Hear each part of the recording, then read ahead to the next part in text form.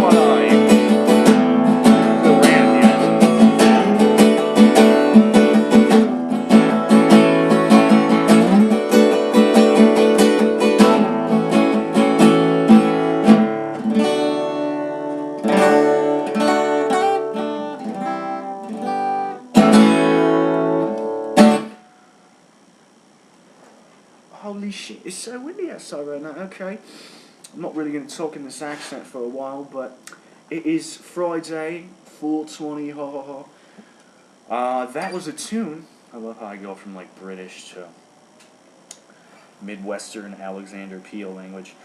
But that was a tune written by Roger Taylor from Queen's 5th album, Date the Races, came out in '76. Classic record, classy song. Okay, let's get back to this little rant that I always like to do. I'm trying to think where I stopped. Is it something like Roger Taylor? Yeah, okay. So, I already explained what album, who wrote this shit. But, you know, this is like a song that's sort of coming out of left field. I mean, you usually have, you know, Queen are always fucking way ahead of the game. Let's be honest now. But, you know, everybody probably thought, okay, Roger's gonna do, you know, a typical, you know, he always had kind of laid back songs, but this is like fucking chill. I love the slide guitar part in this, and it's funny. I think he actually played the rhythm guitar in the song. I don't know if he played the slide, but I know he played the rhythm. That's what it said in the liner notes. Fact check it, you Queen fans out there. But yeah, kick-ass song, and it's funny. Like all those guys in that band could write a fucking tune. That's the whole collective of the band. And I was like thinking today, I'm like, why the fuck are Brian and Roger like trying to still milk the Queen name? Dump it. It died in '91 when Freddie passed away. Give it up, you know, do other projects, but do not tarnish the Queen name. Please do not do that. They're gonna go out and tour with Adam Lambert and all that shit. I mean, for one, they fucking pushed it with Paul Rogers. Nothing against him, he's a great singer. For like Bad Company and his style of music, but he cannot touch or fucking go anywhere near the same ballpark as Freddie Mercury. You know, two different types. You have like God, and then you have a mortal man. So, I mean, that's my piece. They definitely shouldn't have done that. I mean, holy shit. Kind of pisses me off, but you know they're still releasing like these collections and all that. It's cool that they're trying to keep Queen in the public eye still, but let it be what, as the Beatles say, let it be, you know, let it be what it was. Freddie, John, Roger, and Brian. That's what Queen will always be. Don't try and get another singer up there because it's just not going to cut it. If you're going to do that, call it like Hush Puppies or something. I don't know, like May and Taylor or T&M, Taylor and May. I don't know. Fucking call it something else, but don't. This is a fan talking. I'm telling you guys. Do not. Do not! It's 4:20, by the way. I think I already said that. But, you know, just stop. Cut it with the shit. You know what I mean? I feel like I'm kind of rambling. In my head, I'm making sense, but I don't really feel like you're getting the message here. So I'll kill that subject, but this song will always remind me. This whole record, matter of fact, will always remind me of, like, my 6th grade days, you know. Very simple, very good, very laid back kind of times. Very innocent. This was sort of like the last kind of years of innocence for me, 11 and 12. Shit started to get pretty weird when you hit middle school, but this was sort of the coming of age, so to speak, kind of era.